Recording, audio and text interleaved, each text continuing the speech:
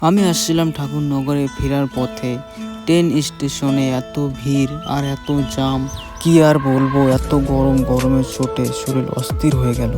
Hello বন্ধুগণ, আমি যাচ্ছি ঠাকুরনগরে, আপনারা সাথে থাকুন অ্যান্ড পাশে থাকুন। আমি একা না, আরও আছে আমাদের গ্রামবাসী।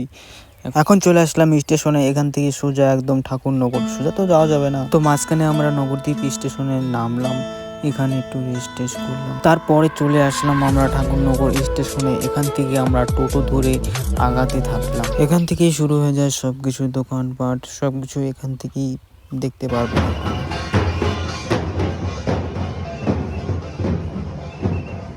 তো এখানে আসলাম আমরা, এখানেই থাকতে হবে সারা রাত, এখানে কাটাতে হবে।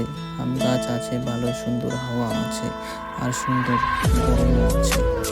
তারপরে একটু রেস্ট করে একটু ঠাকুরনগরের দোকানপাট দেখতে আসলাম।